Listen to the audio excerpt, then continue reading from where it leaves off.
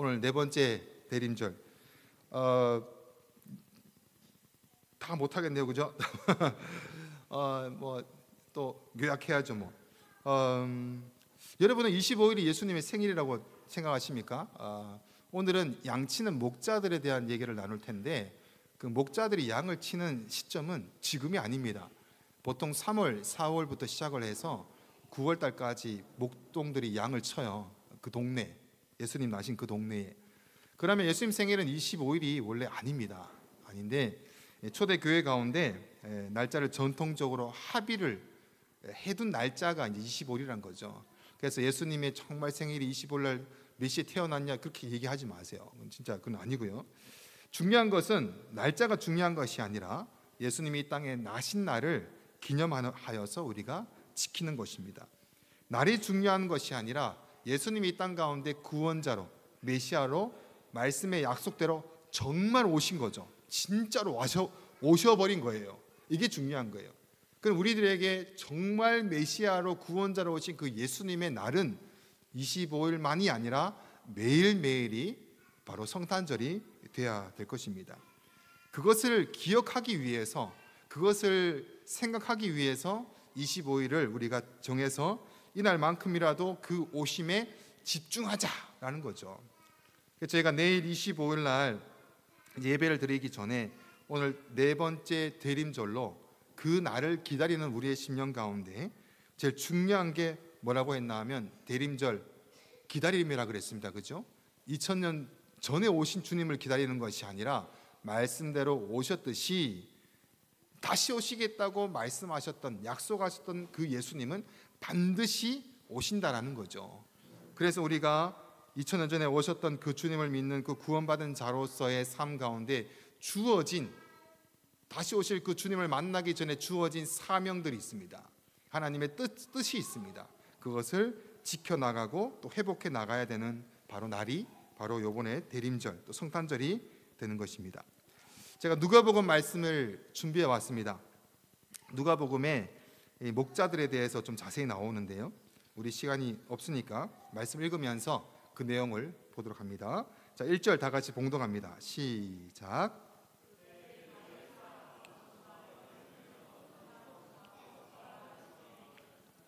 네, 대제국 로마의 황제 아구스도, 이 황제가 호적을 명합니다. 집에 누구 있는지 등록을 시킵니다. 그래서 그러면 인원 파악이 되겠죠.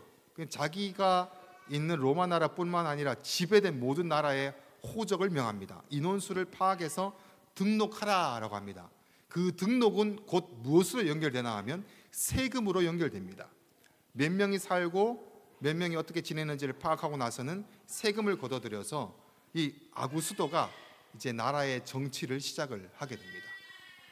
이 아구수도는 우리 아이들이 많아요. 지금 한 25명 정도 돼요. 그래서 당연합니다. 근데도 조용한 편이죠, 그죠? 그래서 부모님들은 노력해 주시기를 바라고 힘쓰시길 바라고. 이 아구스도가 왕이 된 지 얼마 안 됐어요. 근데 아구스도는 왕이 되기 위해서 내적인 왕의 전쟁을 많이 치렀어요. 그 나라가 이 왕이 바뀔 때 되면은 혼란이 벌어집니다. 근데 이제 왕이 탁 등극을 하게 되면 나라가 이제 평안하면서 체계적으로 이제 이제 세워져 가게 되죠. 왕이 세워지는 절대 권력에 모두가 순종할 수밖에 없습니다. 로마는 로마의 황제를 보고 보통 로마를 황제를 신이라고 여겼습니다. 자, 그러면은 예수님의 오신 날을 얘기할 때 한 왕의 호적을 명하는 한 왕의 등극을 같이 얘기합니다. 아구스토의 왕됨과 예수 그리스도의 나심을 함께 누가복음은 이야기하고 있어요. 어떤 의미일까요? 한쪽에 있는 나라의 절대 권력, 신처럼 여기는 이 절대 권력의 로마의 아구스토의 황제가 세워지는 것. 사람들은 모두가 누가 왕이 될까를 집중합니다. 그리고 그 왕이 되자마자 절대 권력에 다 순종하며 나갑니다. 그리고 보이지 않는 곳에 만왕의 왕 되신 예수 그리스도께서 진정한 평화를 가지고, 권력과 힘의 평화가 아니라 진정한 평화를 가지고 이 땅에 오시게 됩니다. 그런데 이 진정한 평화를 오시는 예수님을 아무도 몰라요. 여관 주인도 몰라요. 그래서 마리아가 요셉이 아기 낳자고 와가지고 방 달라는데 방이 없어요라고 얘기해요. 근데 만약에 정말 만왕의 왕, 진정한 왕을 알았다면 내 방이라도 내어드려서 예수님을 마리아와 요셉을 맞이했을 것입니다. 하지만 아무도 몰랐어요. 마리아가 요셉을 맞이하는 사람이 아무도 없어서 결국 마구간에서 예수님이 나시게 되죠. 그런데 이 일 가운데, 이 사건 가운데 이 예수 그리스도가 구원자임을 아는 첫 번째 만났던, 그리고 첫 번째 이 소식을 전했던 자들이 있습니다. 그 자들이 바로 목자들이었었어요. 오늘 그래서 누가복음 이 말씀에 2장에서 쭉 가다 보면 목자들과 천사에 대한 이야기가 나오게 됩니다. 예수 그리스도의 최초의 목격자들입니다. 자, 15절 말씀 다 같이 읽어봅니다. 시작. 천사들이 떠나 하늘로 올라가니 목자가 서로 말하되 이제 베들레헴으로 가서 주께서 우리에게 알리신 바 이 이루어진 일을 보자 하고, 목자들이 천사와 얘기 듣고 나서 그분이시구나, 정말 그대로 이루어지는지 가서 보자 라고 이야기하게 됩니다. 최초에 가봤더니 예수님을 만나게 되는 그들을, 그러니까 누구는 애기로 만날 수도 있지만은 구원자로 만나게 된 최초의 목격자가 됩니다. 자, 8절부터 14절까지 말씀을 또 교독을 해볼까요? 우리 교독을 했죠. 넘어갑시다. 우리 아까 전에 봉독을 했던 말씀은 기억을 하시고, 이 짧은 말씀 가운데 두 왕이 비교가 된다 그랬습니다. 두 왕, 비교되는 왕. 자, 그러면 이 두 왕 비교되는 것 가운데 나타났던 가장 천한 일을 하고 있었던 그 목자에 대해서 오늘 배우고 우리의 신앙을 되돌아보면 됩니다. 목자들은 누구일까요? 제가 어린이 주일학교 설교할 때는 이런 얘기를 해요. 아이들이 아직까지 잘 이해를 못하기 때문에, 얘들아, 목자들은 그 당시에 천대시 받는 직업을 가지고 있었어. 예수님이 가장 낮은 자리에 오셨지. 방금도 그렇게 설교를 하고 왔어요. 너희들도 낮은 곳에 가서 찾아가야 돼. 뭐 이렇게, 아이들은 아직 어리니까. 근데 여러분은 성숙하잖아요. 그럼 이 안에 들어있는 내용 가운데 더 깊은 내용을 알아야 된다는 것이죠. 여러 가지 학자들의 의견들이 있습니다. 낮은 데로 왔다라고 하면 조금 문제가 되는 내용이 뭐냐 하면, 그러면 조금 돈이 있고 잘 사는 사람 위에 오신 건 아닌가요? 라는 조금 이렇게 안 맞는 일이 벌어져요. 뭐 돈 많다고 나쁜 사람은 다 아니잖아요. 그죠? 모든 사람을 위해서 거지와 부자와 있는 자, 없는 자, 낮은 자, 높은 자, 지위를 막론하고 어린이부터 노인에 이르기까지 모두를 위해서 예수님은 오셨습니다. 그러면 한 단계 더 들어가서 왜 목자인가? 왜 목자를 택하셨나? 목자를 택하신 이유는 목자들에 대한 조상으로 거슬러 올라가면 됩니다. 예레미야 35장에 보면은 레갑 자손이 나와요. 레갑 자손, 따라해 봅니다. 레갑 자손. 중요합니다. 레갑 자손. 하도 제가 설교 중에 따라합니다 안 했더니 레갑 자손.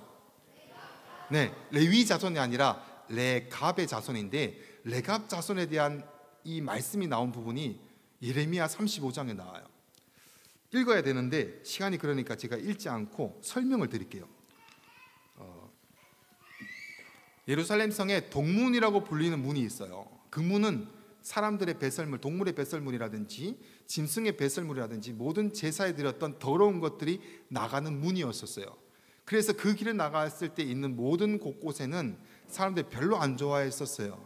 그래서 그곳에서는 낮은 자들, 천한 자들이 그곳에서 살기도 하고 양을 치기도 했던 사람들이 살아가고 있습니다.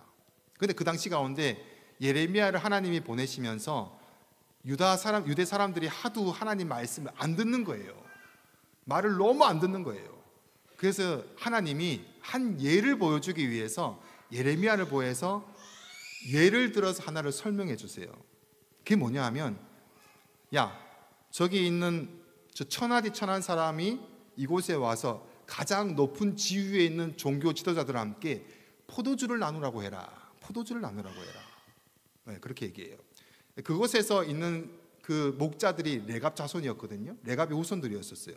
레갑의 후손들이 가장 천한 곳에서, 가장 더러운 곳에서 사람들이 가져오는 곳에 있었는데, 그들을 가장 높은 자리에 있는 자리에 놓고 포도주를 먹으라 그래요. 포도주를.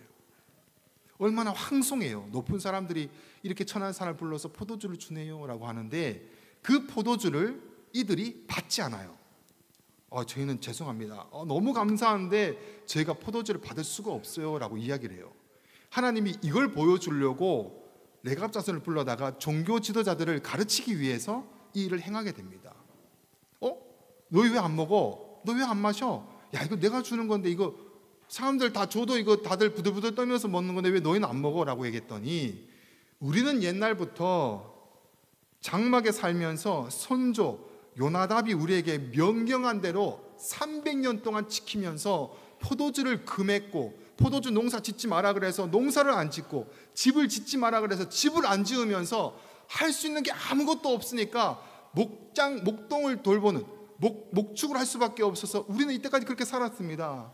300년 동안 그것을 지키기 위해서 살아왔기 때문에 지금 주시는 그 포도주를 우리는 범할 수가 없습니다 라고 얘기합니다.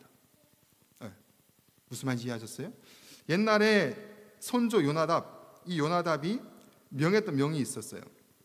명했던 명을 받고 나서 그들은 기다립니다.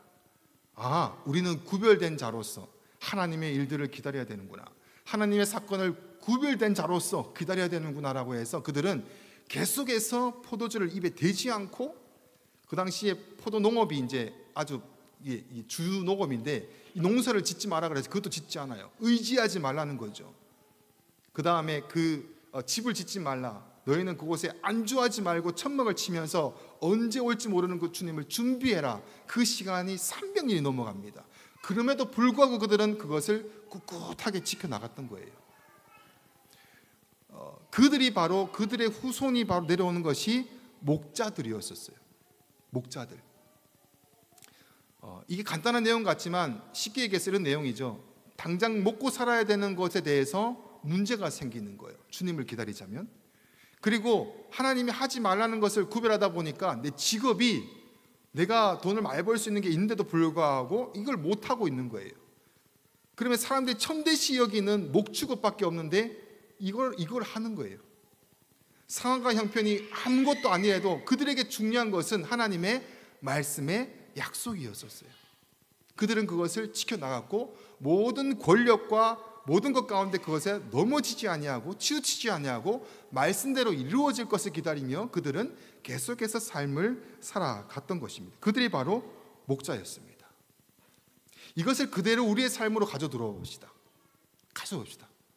여러분이 하나님의 다시 오실 주님을 기다리면서 환경과 여건과 여러 가지를 상관없이 다시 오실 하나님에 대한 그 말씀이 풍성하기에 그 말씀이 나에게 전부이기 때문에 바로 하나님 앞에서 우리가 지금 성탄절을 보내고 있는 자 맞는지, 우리의 들어지는 찬양과 높이는 모든 곳곳에 있는 우리의 음성들이 정말 과연 내가 나의 삶의 평생을 걸어가면서 지키고 기다렸던 그 말씀에, 그 예수 그리스도를 기다림에 대한 삶이 맞는지, 아니면 내 여건과 내 상황과 여러 가지에 가득 그냥 메여가지고 성탄절이 되음에도 불구하고 다시 오실 주님을 기다리기보다는 자꾸 나의 계속 세상적인 일에 휩싸여져 있는 건 아닌지, 오늘 우리가 이 목자들을 한번 되돌아봤으면 좋겠습니다. 하나님의 계획하신 가운데 목자들이 끝까지 남아있었던 이유는 55분이네요. 끝까지 남아있었던 이유는 이 이스라엘 백성들이 많은 전쟁이 이렇게 많이 오게 됩니다. 많이 이렇게 지게 되죠. 지면서 당하는 것이 뭐냐 하면 노예로 다 끌려가요. 노예를 다 끌고 가요. 그 노예는 엘리트들을 데려가요. 쓸모 있는 자들만 데려가요. 그 땅에 가장 쓸모 있는 엘리트들은 다 뽑아서 가가지고 자기네 나라의 노예로 삼아버려요. 근데 목축업을 하고 있는 목자들은 무식하디 무식하고 천하디 천해서 아무리 전쟁이 일어나서 다 쓸고 지나가도 목자들은 건드리지 않았어요. 그래서 이들은 계속 목축업을 하면서 그 약속의 땅을 지켜나갑니다. 주님 오시는 그날까지. 여러분의 삶 가운데 어떤 가치와 기준들이 많이 있을 수 있어요. 특별히 우리 유학생들은 어떠한 세상적인 여러 가지에 대한 것을 습득하기 위해서, 그 자리를 얻기 위해서 열심을 다할 수도 있어요. 능력을 충분히 갖추기 위해서 할 수도 있어요. 하지만 중요한 것은 그게 아니에요. 그것을 왜 하는가? 다시 오실 그 주님과 어떤 상관이 있는가? 반대로 얘기해서 다 실패했어. 유학도 실패했고 직장도 실패하다 보니까 뭐 이렇게 얘기하면 좀 예민할 수가 있네요. 실제로 그런 사람이 있네요. 집에서 아기만 보고 있어. 집에서 아기만 보고 있고 내 이게 뭐야? 나는 원래 전공이 있는데 이럴 수도 있어요. 그러다가 주님 오실 수도 있어요. 난 한 게 없는데 그럴까요? 아니요. 아닙니다. 중요한 것은 그게 아니라는 거예요. 우리가 오늘 말씀 가운데 낮은 자로 오셨던 바로 그 예수님인 목자들 먼저 만나셔서 그들에게 말씀합니다. 저기 나신 예수가 누구인지.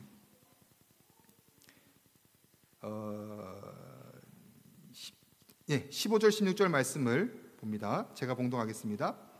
천사들이 떠나 하늘로 올라가니 목자가 서로 말하되 이제 베들레헴으로 가서 주께서 우리에게 알리신 바 이 이루어지는 일을 보자 하고 빨리 가서 마리아와 요셉과 그 위에 누인 아기를 찾아서라고 합니다. 그래서 찾아가지고 목자들이 얘기를 전해요. 이 아이가 누군지를. 이 아이가 방금 우리가 천사를 만나서 어쩌고 저쩌고 막 이렇게 얘기를 해줘요. 이 10절 말씀을 한번 볼까요? 천사가 어떻게 얘기했는지. 천사가 이르되 무서워하지 말라. 보라 내가 온 백성에게 미칠 큰 기쁨의 소식을 너희에게 전하노라. 메시아가 났다 라고 하면서 무서워하지 말라라고 얘기를 전합니다. 기쁨의 소식을 전합니다. 그 다음 15절 말씀 있고 17절 말씀을 한번 볼까요? 아닙니다. 15절 말씀에 보면 15절 말씀을 다시 열어보시면 이 이루어진 일을 보자 하고 가요. 이 일이 이루어진 일이라는 단어의 원어를 찾아보면 여기에 레마라는 단어가 들어갑니다. 레마가 뭐냐 하면 말씀이라는 의미가 있어요. 목자들이 이미 들었던 하나님의 말씀을 가지고 말씀대로 이루어졌는지를 보자는 거예요. 물론 목자들 가운데 하나님의 말씀을 가지고 기억하고 언젠간 오시겠지라고 메시아가 분명히 오실 거기 때문에 우리는 이렇게 기다리는 거야 라고 한 사람도 있었겠지만 조금 그냥 겉으로 들은 사람은 뭐 그런갑다라고 모르는 사람도 있었을 수도 있어요. 마치 우리들처럼 어떤 사람은 정말로 기다리는 자가 있어서 시간이 지나도 잊어버리지 않는 자가 있는 사람이 있는가 하면 어떤 사람은 잊어버리고 있는 사람이 있을 수도 있어요. 하지만 분명한 것은 말씀대로 이루어졌는지를 한번 가서 보자라고 합니다. 17절에 다 같이 봉독합니다. 시작. 보고 천사가 자기들에게 이 아이에 대한 말한 것을 전하니. 18절 시작. 듣는 자가 다 목자들이 그들에게 말한 것들을 놀랍게 여기거든. 자, 처음에 이 말을 목자들이 이 사람이 메시아야라는 얘기가 기쁜 소식을 전하는 이 사람이 왕이야라는 것을 전했더니 옆에서 듣는 사람이 있어요. 마리아와 요셉이 아니라 딴 사람이 있었던 것 같아요. 그들이 놀랍게 여겨요. 근데 왜 놀랍게 여겨요? 두 번째는 19절입니다. 시작. 마리아는 이 모든 말을 마음에 새기어 생각하니라. 이 최초의 구원자 메시아가 예수라는 말을 하자 두 부류가 일어납니다. 하나는 놀랍게 여기는 부류, 마리아는 그 마음을 마음에 새기는 부류. 놀랍다라고 하는 문법은 부정 과거형입니다. 한번 놀라고 끝난 거예요. 놀라운 일인 거예요. 그것으로 단 거예요. 메시아? 그런갑다. 그런 낫는갑다라고 끝나요. 근데 마리아는 마음에 두고 생각하는지라는 미완료 분사로 마음에 두고 되새기며 묵상한 거예요. 묵상하고 계속 묵상하는 거예요. 그래서 마리아는 그것을 잊지 않고 기억하고 있게 됩니다. 그리고 매일매일을 그런 삶을 살아가게 됩니다. 그래서 예수님이 십자가에 못 박히실 때 그 마리아는 그것을 기억하고 받아들일 수가 있는 것 됩니다. 자, 말씀을 정리합니다. 레갑의 후손들, 말씀을 기다리면서 몇백 년 동안 포도주를 입에 대지 않고 포도를 재배하지도 않고 집을 짓지도 말라 하신 것을 기억해서 할 수 있는 게 묵지급밖에 없지만 그것을 행하여 계속해서 그 약속이 성취될 때까지 지켜나갑니다. 성취될 때까지 기다리며 나갑니다. 여러분이 다시 오실 주님을 기다리며 말씀이 성취돼서 오실 때까지 약속을 붙들고 기다리셔야 됩니다. 우리들도 예수 그리스도의 구원을 받고 구원받은 자로서의 삶을 살아가는 이제 사명자죠. 말씀대로 반드시 오신다고 하셨습니다. 그럼 여러분들이 이제 어떤 일대로 기다리는 삶으로서 살아내야 될까요? 하나님만 의지하고 복음을 위해서 우리가 살아가는, 물론 우리 정착을 해야 됨에도 불구하고 복음 때문에 정착하지 못한다 그러면 정착하지 못한다 할지라도 제일 중요한 것을 하나 붙드는 것에 대해서 놓치면 안 됩니다. 하나님의 손에 살아감을 계속해서 우리는 붙들고 나가야 됩니다. 제가 처음에 말씀드렸듯이 2장 7절에 이렇게 말씀해요. 첫 아들을 낳아 강보에 싸서 그 위에 누였으니 이는 여관이 있을 곳이 없음이라라. 예전에 2000년 전에 오신 주님은 사람들이 구원자인지 몰라서 맞아들이는 사람이 없었어요. 그런데 우리는 지금 그 예수님을 다 맞아들였어요. 그러면 다시 오실 그 주님을 기다리는 우리 심령 가운데는 어떤 마음이 되어야 될까요? 나의 왕으로, 내 마음의 주인으로, 내 집의 왕으로, 내 집의 주인으로, 내 가정의 왕으로, 내 가정의 주인으로, 우리 교회의 왕으로, 우리 교회의 주인으로 오셔야 됩니다. 여러분이 그런 삶으로 살아내시면서 그 오실 주님을 기다리셔야 됩니다. 우리 찬양하고 기도하려고 그랬는데 찬양은 하지 말고 우리 잠시 기도하고 마칠까 합니다. 잠시 통속으로 기도했으면 좋겠어요. 각자 큰 소리 입에 내도 좋고 입에 안 내도 좋지만 중요한 것 한 가지, 나는 오실 주님을 위해서 무엇을 하면서 기다리고 있는가? 하나님의 말씀대로 오실 것인데 그 말씀대로 오실 주님에 대해서 나는 지금 무엇을 하고 있는가? 여러 가지 상황과 여건들을 바라보면서 그것에 너무 흔들리고 있진 않는가요? 아니면 레갑 자손처럼 상황과 여건이 문제가 아닌 거예요.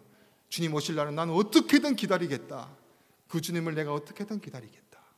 그런 자에게 천사가 와서 미리 말씀하여 주시고 그것을 전하는 최초의 전도자의 역할로 사용했던 것처럼 우리가 이 마지막 시대를 살아갈 때에 오실 주님에 대한 그 마음을 가지고 여러분이 교회에서, 가정에서, 학업과 일터 현장 가운데 그 일로 살아내시기를 축복합니다. 이것이 바로 기다리는 자의 사명임을 기억하시기를 바랍니다. 다 같이 우리 기도하겠습니다. 말씀 생각하시면서 우리 기도합니다. 통성으로 기도합니다.